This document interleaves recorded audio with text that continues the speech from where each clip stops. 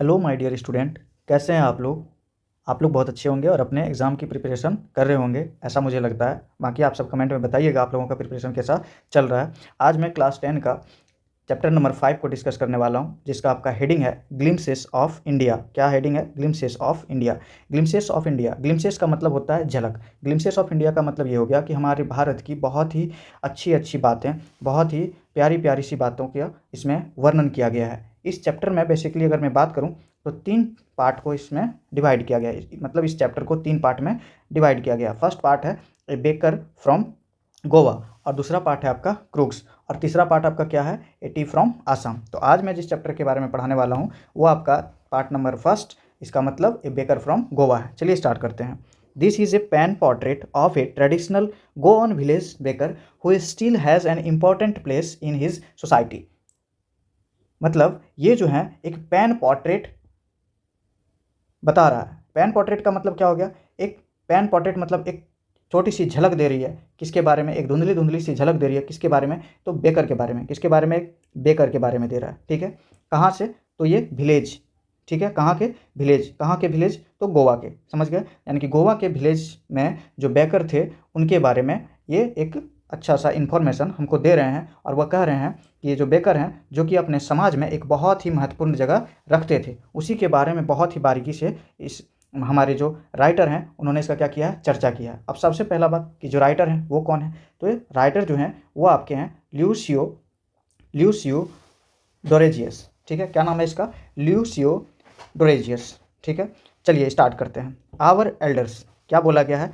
Our elders are found often sorry our elders are often heard reminiscing nostalgically about those good old Portuguese days, the Portuguese and their famous loaves of bread। याद रखिएगा, ये जो भी मैं highlight किया हूँ ये सारे वर्ड्स को ध्यान में रखिएगा। लॉब्स ऑफ ब्रेड बोला जा रहा है कि our elders are often heard, मतलब हमारे जो एल्डर्स हैं, हमारे जो पुराने ज़माने के लोग हैं, वो भले ही आज क्या हो चुके हैं? भूल चुके हैं, ठीक है, या सुने होंगे पुराने ज़मानों के बारे में। ठीक है, तो ये भी जो राइटर हैं अब ये बड़े हो गए हैं और ये अपने बचपन के उस समय के बारे में हमसे चर्चा कर रहे हैं, इसलिए यहाँ पे ये वर्ड यूज किया गया है। कौन सा? तो ये वर्ड याद रखिएगा, क्या नाम है इस वर्ड का? रेमिनाइजिंग नॉस्टैल्जिकली, मतलब nothing fondly of the past. समझ गए? Nothing fondly of the past यानी कि पुराने यादों को खो जाना। ठीक है, पुराने यादों में क्या हो जाना? खो जाना। तो राइटर जो हैं वो अपने पुराने यादों में खो गए हैं और अपने पुराने बातों के बारे में हमसे चर्चा करेंगे। ये जो बात है वो कब का है? तो उस समय का है जब गोवा पे किनका राज्य था? तो पुर्तगीज का राज था। पुर्तगीज का राज का मतलब हो गया पुर्तगालियों का राज था, समझ गया। और उस समय वहाँ बहुत ही फेमस था, क्या था नाम? Loaves of bread. क्या नाम था? Loaves of bread. याद रखना, आपको ये काम आएगा। बोला जाता है those eaters of loaves might have vanished but the makers are still there. मतलब उस समय लोग लॉब्स ऑफ ब्रेड को बहुत ज़्यादा पसंद करते थे। नो डाउट अभी भी पसंद करते हैं, लेकिन राइटर का कहना है कि उस समय बहुत ज़्यादा पसंद करते थे। भले जो खाने वाले थे, जो ब्रेड को क्या करने वाले थे? खाने वाले थे, वो ख़त्म हो गए, वो मर गए, लेकिन जो बनाने वाले हैं वो अभी भी वैसे ही ब्रेड को बनाए जा रहे हैं। इसका मतलब ये नहीं है कि वैसा आदमी जो उस समय बना रहा होगा अभी भी जिंदा होगा, नहीं।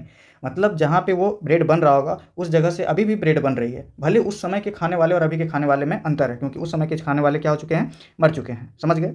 आगे बोला गया we still have amongst us the mixture, the molders and those who bake the loaves, those is old time tested furnace still exist। इसका मतलब क्या हुआ? बोला जा रहा है कि we still have amongst us the mixtures, the molders and those who bake the loaves, those is old time tested furnace still exist। समझ गए? यहाँ पे फर्नेंस का मतलब क्या होता है? भट्टी। क्या नाम है? भट्टी। तो वो जो भट्टी है वो अभी उस समय भी जल रहे थे और अभी भी वहाँ पे क्या हो रहे हैं? जल रहे हैं। अभी भी क्या हो रहे हैं? जल रहे हैं। ठीक है, जिन पे क्या बनते हैं? क्या बनते हैं आपका? वो लोप्स बनते हैं, लोप्स ऑफ ब्रेड बनते हैं, समझ गए। आगे बोला गया है the fire in the furnaces had not yet been had not yet been extinguished, the thund and jingle of the thund and jingle of, यहाँ तक याद रखिएगा, the third and jingle of. The third and jingle of जो हम word highlight किए हैं, इसका मतलब क्या होता है, cause to make a light metallic ringing sound. ठीक है, ये जो है एक प्रकार का साउंड है, याद रखिएगा, ये भी इंपॉर्टेंट वर्ड है, कीवर्ड है आप लोगों के लिए, द थर्ड एंड जिंगलिंग। ठीक है, थर्ड एंड जिंगलिंग। ठीक है, आगे बोला जाता है एक्सटिंग्विश्ड का मतलब होता है cause a fire to cease to burn. समझ गए, मतलब जिस कारणवश क्या हो जाए, किसी कारणवश अगर कोई आग जो जल रही है वो बुझ जाए। ठीक है, ऐसा इसमें कहा गया है। यानी कि यहाँ पे हम लोगों से ओवरऑल क्या समझाने का कोशिश कर रहे हैं, राइटर हम लोगों से क्या कहने का कोशिश कर रहे हैं कि उस समय जो रोटी होती थी, यानी कि जो ब्रेड होता था, वो उस समय के लोग भी खा रहे हैं, अभी के भी लोग खा रहे हैं, लेकिन उस समय जो लोग खा रहे थे वो तो ज़िंदा नहीं है, लेकिन ब्रेड जो है अभी भी बन रहे हैं वही भट्ठी पे, वहीं पे। समझ गए, चलिए नेक्स्ट आगे बढ़ते हैं। द ट्रेडिशनल बेकर्स बैम्बू, आगे बोला जाता है heralding his arrival in the morning can still be heard in some places. Maybe the father is not alive, but the son still carries on the family profession। बोला जाता है कि अगर हम बात करें कि ये जो साउंड है, थर्ड एंड जिंगलिंग का जो साउंड है, ठीक है, उसका जो साउंड है वो बहुत बड़ा ट्रेडिशनल साउंड है, यानी कि वो जो है उस समय बहुत अच्छा साउंड होता था। जो बेकर सब जब बेचने आते थे तो उस समय ये साउंड को वो क्रिएट करते थे अपने बैम्बू से। ठीक है, बैम्बू के पास, बैम्बू में वो, बैम्बू के सहारे वो उसको क्या करते थे, क्रिएट करते थे। आगे बोला जाता है heralding his arrival in the morning can still be heard in some places. Maybe the father is not alive but the son still carries on the family profession. मतलब भले ही उस समय के जो बेकर्स थे वो ना रहे, लेकिन उनके जो बेटे हैं वो उस काम को आगे बढ़ा दिए, उस प्रोफेशन को आगे बढ़ाएं और उसको कर रहे हैं, अभी भी करते हैं। समझ गए, these bakers are even today known as पैडर इन गोवा। और अगर बात किया जाए तो जब राइटर को लिख रहे हैं, राइटिंग का मतलब इसको लिख रहे हैं, उसमें बोलते हैं कि उस समय हम लोग उसको बेकर बोलते थे, लेकिन आज के समय में हम लोग इसको क्या कहते हैं, पैडर कहते हैं। क्या कहते हैं, पैडर कहते हैं। This is also a important keyword. ठीक है, ध्यान से देखिएगा, ये भी एक आपका कीवर्ड है, पैडर। ठीक है, during our childhood in Goa, the baker use to be our friend. उसके बाद companion and guide.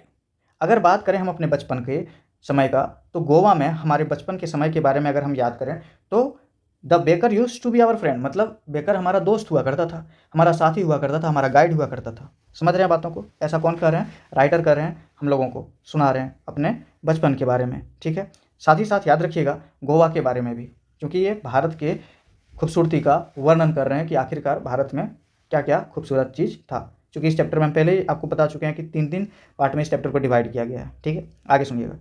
He use to come at least twice a day, मतलब जो बेकर होता था वो एक दिन में नहीं, एक दिन में 2 बार आते थे। ठीक है, once when he set out in the morning on his selling around, and then again when he return after empty his huge basket. मतलब एक बार वो तब आते थे जब उसका बास्केट पूरा ब्रेड से भरा हुआ होता था, और एक बार तब वापस आते थे जब वो सारे ब्रेड को ख़त्म करके वापस उसी रास्ते से अपने घर जाते थे। समझ गए, आगे बोला जा गया है द जिंगलिंग थर्ड of his bamboo woke us up from sleep and we ran to meet and greet him. मतलब उसका जो उसके पास जो बैम्बू था जिससे वो एक साउंड क्रिएट करते थे, उसका नाम है जिंगलिंग थर्ड। क्या, जिंगलिंग थर्ड। वो जो जिंगलिंग थर्ड का जो साउंड क्रिएट करते थे जो बेकर, उस साउंड से राइटर सब जब छोटा था वहाँ पे उस गांव में रहा करता था, तो जब वो आते थे वो साउंड क्रिएट करते थे, तो उस साउंड से वो राइटर क्या हो जाते थे, उठ जाते थे। यानी कि उसके जैसे जितने भी बच्चे थे सभी क्या हो जाते थे, उठ जाते थे, और उठ करके किसके पास जाते थे, दौड़ते दौड़ते, तो बेकर के पास, उससे मिलने के लिए और उसको नमस्ते बोलने के लिए, ग्रीट करने के लिए। क्या करने के लिए, ग्रीट करने के लिए। ठीक है, आगे समझिएगा। वाई वाज इट सो, ऐसा क्यों होता था, तो बोला गया है was it for the love of the loaf. क्या ये हमें रोटी की मतलब ब्रेड के चाहत में मैं ऐसा करता था कि उससे मिलने जाता था, नमस्ते करता था, वो हम लोगों से ये चीज़ बोल रहे हैं। Not at all, the loaves were bought by some paskin and bastin the maid servant of the houses. बोलता ऐसा नहीं है कि हम लोग ब्रेड को खरीदने उस बेकर से जाते थे, डायरेक्ट हम लोग नहीं खरीदते थे। ठीक है, अगर आप ऐसा सोच रहे हैं, मतलब हम लोगों से कह रहे हैं राइटर कि अगर आप ऐसा सोच रहे हैं कि बेकर से इसलिए जाता था मिलने के लिए, या हमारे जैसे बच्चे इसलिए मिलने के लिए जाते थे ताकि क्या, कि ब्रेड के लालच में, तो ऐसा नहीं है, आप गलतफहमी में है, वैसा नहीं है। क्या है, तो मैं इसलिए जाता था, मैं उनसे मिलने के लिए, एक्चुअली में सही में वो उससे मिलने जाते थे, ठीक है, आपके राइटर उनसे क्या होते थे, मिलने जाते थे। तो आखिरकार ब्रेड खरीदने कौन जाता था, ये सवाल उठता है। तो ये जो ब्रेड खरीदने जाता था वो कौन जाता था, तो घर की जो मेड सर्वेंट होती थी, यानी कि घर में जो काम करने वाली दाई सब होती थी, वो जाती थी खरीदने के लिए, किसको, ब्रेड को, समझ गए। और यहाँ पे वो जो मेड सर्वेंट है उनके बारे में कुछ वर्ड यूज किया गया है, याद रखिएगा, पास्किन और बेस्टिन, ठीक है, पास्किन ऑन और बेस्टिन, ठीक है। What we longed for were those bread bangles which we choose carefully, sometimes it was sweet bread of special make. यानी कि अगर बात किया जाए तो बोला जाता है what we longed for we were those bread bangles, ठीक है। What we longed for those मतलब वो जो होते थे ना, वो जाते थे तो दौड़ते दौड़ते जब जाते थे तो बच्चे के लिए वहाँ एक अलग टाइप का बैंगल था, अलग टाइप का ब्रेड रखा होता था, उसी को ये लोग ज़्यादा पसंद करते थे। वहाँ के जो बच्चे होते थे वो कौन सा ब्रेड पसंद करते थे, तो ब्रेड बैंगल्स। ये एक प्रकार का शेप होता है, क्या होता है, एक बैंगल शेप का ब्रेड होता है, जिसके वो अभी वहाँ की भाषा में अभी क्या करते हैं, क्या कहते हैं, कानकोन, ठीक है। आगे समझिएगा, बोला जाता था कि बहुत ही अच्छे से उसको क्या करते थे ये लोग, देखते थे, उसी को पसंद करते थे, क्योंकि वो बहुत ज़्यादा मीठा और स्पेशल होता था। समझ गए बात, आगे बढ़ते हैं। बोला जा रहा है the baker made his musical entry on the season with the jang jang sound of his specially made bamboo staff. यानी कि वो जो बेकर आते थे, जो वो साउंड क्रिएट करते थे, उस साउंड का क्रिएट करने का कौन सा आवाज़ था, तो झंग झंग। ये जो झंग झंग का जो आवाज़ निकालता था वो अपने स्टिक से निकालता था, बैम्बू स्टिक से। किससे निकालता था, बैम्बू स्टिक से वो अपना ये साउंड क्रिएट करता था, ताकि लोग उस जान जाए कि कौन आ गए हैं, बेकर आ गए हैं, पावरोटी बेचने वाला आ गए हैं, समझ गए। One hand supported the basket on his head and the other banged the bamboo on the ground, समझ गए। बोला जा रहा है कि एक हाथ से अपने सर पे वो बास्केट को संभालते थे और दूसरे हाथ से वो बैम्बू को ग्राउंड में पटकते थे, जिससे वो आवाज़ बनता था, समझ गए, समझ रहे हैं ना आप लोग। चलिए आगे बढ़ते हैं। He would greet the lady of the house with good morning and then place his basket on vertical bamboo. क्या होता था कि जब घर की महिलाएं क्या होती थी, बेकर के पास ब्रेड खरीदने के लिए जाती थी, तो उस समय जो बेकर होते थे वो घर की महिलाओं को गुड मॉर्निंग कहते थे, और अपना सर से जो वो बास्केट होता था उसको निकाल करके उस बैम्बू के ऊपर खड़ा करके रख दिया जाता था। जैसे कि ये अगर बैम्बू है तो इसके ऊपर अपने बास्केट को ऐसे रख दिया जाता था, रख देते थे। समझ रहे हैं बात को। चलिए आगे देखते हैं। We kids would be pushed aside with a middle rebuke and the loaves would be delivered to the servant. मतलब बच्चों को क्या किया जाता था, डांट करके। यहाँ पे याद रखिएगा, रिब्यूक का मतलब क्या हो गया, ए स्कॉल्डिंग, मतलब डांट के फटकार के भगा दिया जाता था कि बच्चों को बेकर के पास नहीं जाना है। बेकर से जो है जो पावरोटी खरीदेंगे वो कौन खरीदेंगी, घर की सर्वेंट जो होती थी, लेडीज सर्वेंट, मेड सर्वेंट, ठीक है, वो, समझ गए। आगे समझिएगा। और ख़ास करके घर जब भी कोई चीज़ आपके यहाँ भी मोहल्ला में जब भी कोई चीज़ बिकने के लिए आता होगा तो ज़्यादातर लेडीज़ ही बाहर जाती हैं, ठीक है। तो ऐसा इसमें कहा भी गया है। बोलता है, आगे सुनिएगा और क्या बोला गया है। But we would not give up, we would climb a bench or a parapet and peep into the baskets somehow. क्या होता था, लेकिन ये मानते नहीं थे। ये लोग क्या हो जाते थे, तुरंत वहाँ से चले जाते थे और कहाँ चढ़ जाते थे, वो अपने छत के ऊपर।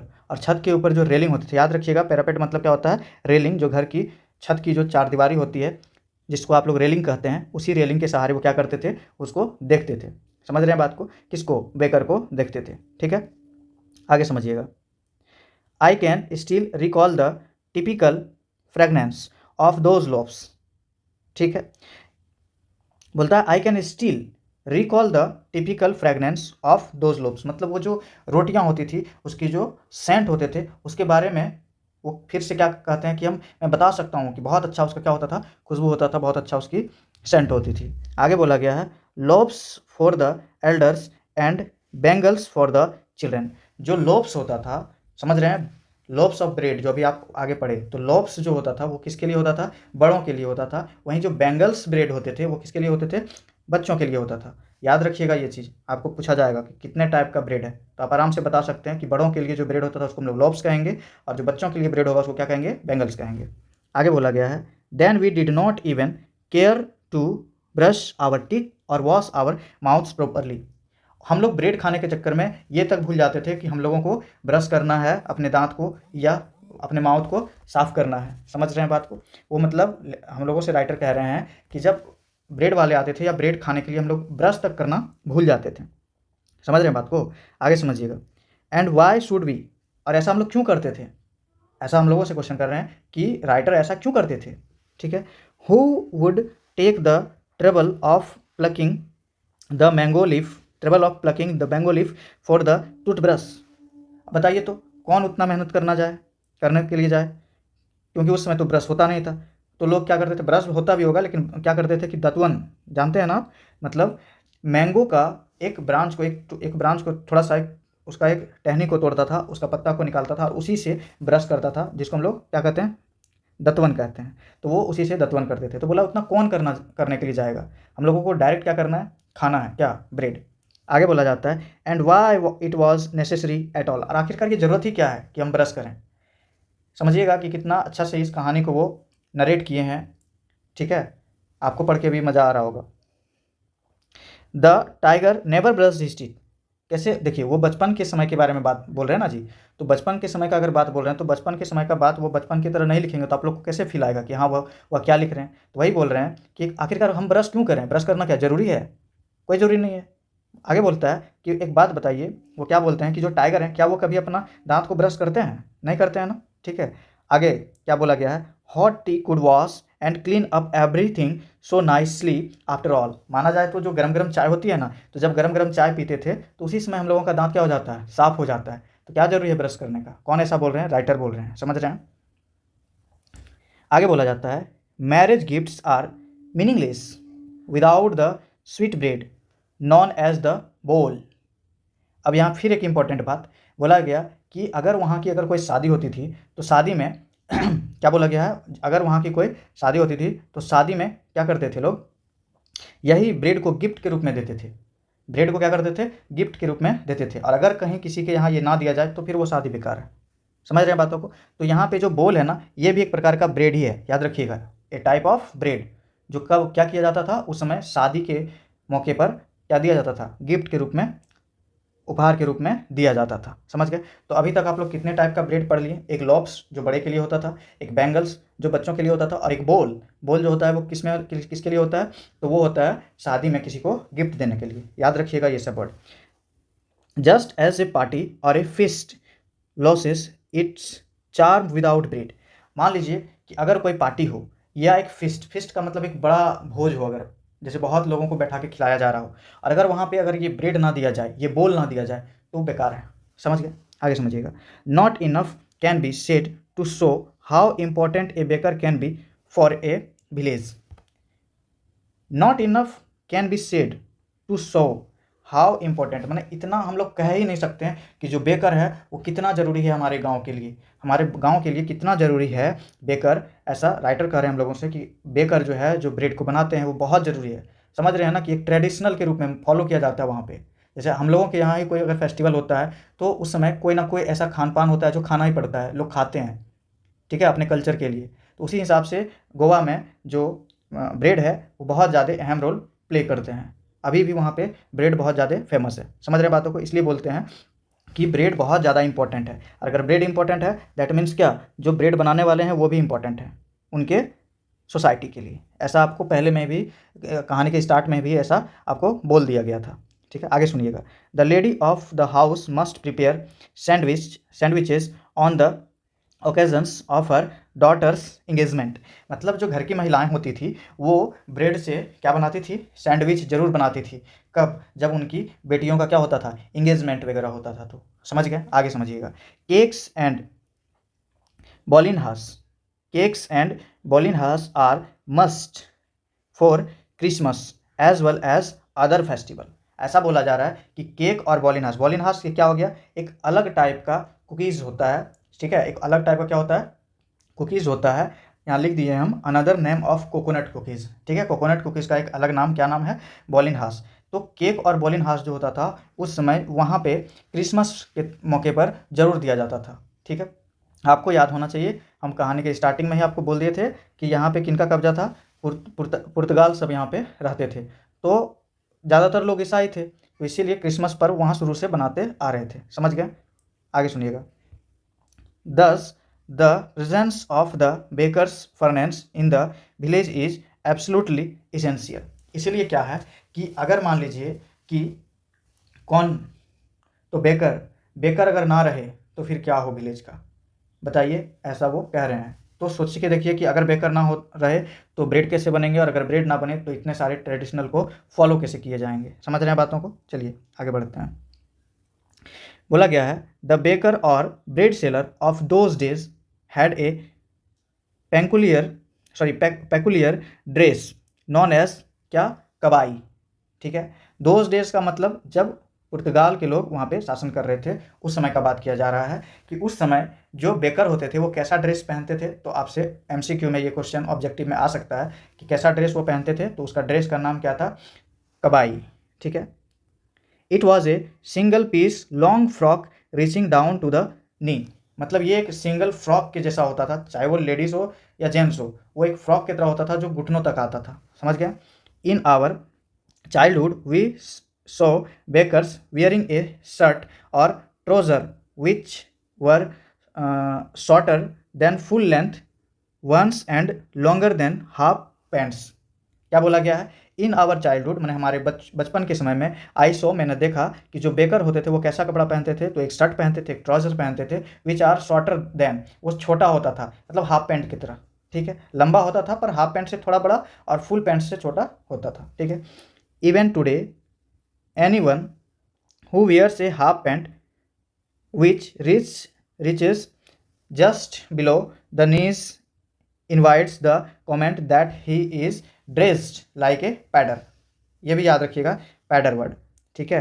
क्या बोला गया? लाइक ए पैडर, ठीक है। मतलब अभी भी हम लोग क्या करते हैं, अगर घुटनों से नीचे जो पैंट पहनते हैं वो पैडर के ही तरह। पैडर मीन्स अभी हम पहले ही बोल चुके थे, वाटी बेकर का एक अगला नाम क्या है, पैडर। आज हम लोग उसको क्या बोलते हैं, पैडर कहते हैं, ठीक है।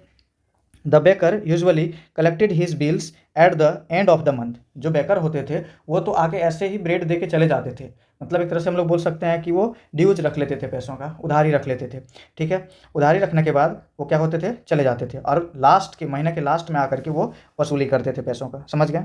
Monthly accounts use to be recorded on some wall in pencil. अब वो क्या करते थे, जो एक महीना तक का जो ब्रेड का जो प्राइस होता था उसको उन्हीं के दीवार में, मतलब जो ब्रेड खरीदते थे उसी के दीवार में लिख देते थे पेंसिल से। समझ गए कि कितना कितना इसका ड्यू है। आगे क्या होता था, baking was needed A profitable professions in the old days. मतलब जो बेकिंग है यानी कि ब्रेड बनाना, ये एक बहुत अच्छा प्रोफेशन रहा है पुराने समय से ही, पुराने दिनों में भी, ठीक है।